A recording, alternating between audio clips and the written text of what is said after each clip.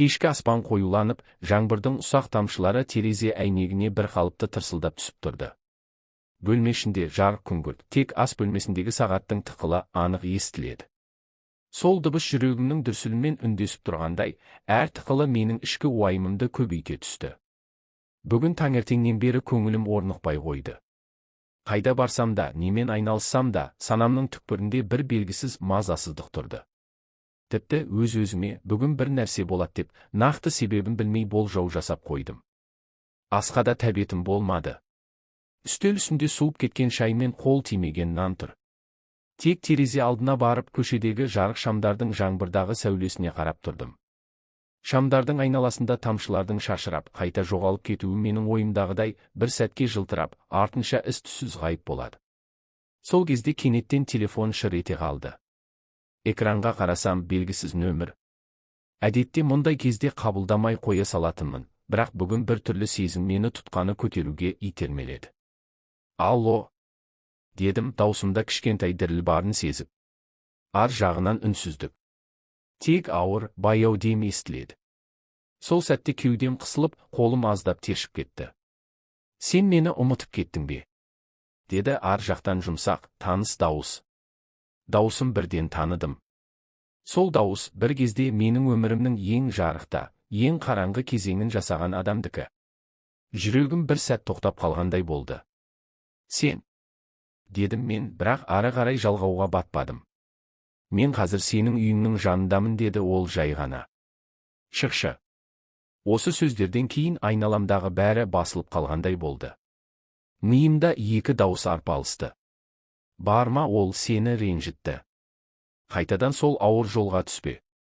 Бір рет көргеннен не өзгереді? Мүмкін ол басқа шығар. Ақыры, өзімді түсінбей, пальтомды іліп, есікті ақырын жаптым да сыртқа шықтым. Көшенің жарығында ол тұр. Жаңбыр тамшылары оның қара шашына жабысып қалған, үстіндегі қара плашы денесіне жабысып, сымбатын айқындай түскен. Көздері бұрынғыдай терең, бірақ қазір олардың ішінде бір белгісіз мұң, бір ауырлық бар. Сені сағындым, деді ол жай ғана.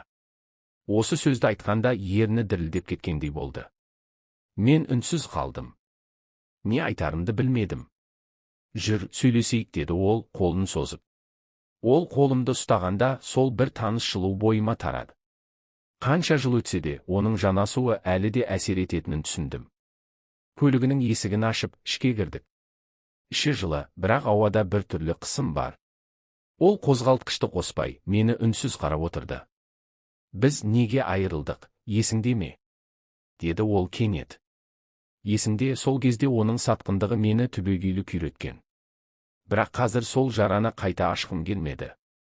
Менің қателігім, деді ол өзінен өзі. Бірақ сенсіз өмір сүре алмадым. Осы сөздерден кейін ұзақ үнсіздік орнады. Ол ақырын еңкейіп, ернімнен сүйді. Бұл сүйіс тек сағыныш емес еді. Онда өкініште, ашуда, әлсіздікте араласқан. Бір сәтке біз өткеннің бәрін ұмытқандай болдық. Пәтерге кіргенде, ол есікті ақырын жауып, мені қабырғаға тақап көзіме тік қарады. Бүгін сені босатпаймын, деді сыбырлап. Саусақтары мойнымнан сырғып, арқамды бойлай өтті. Терімнен жылу тарады.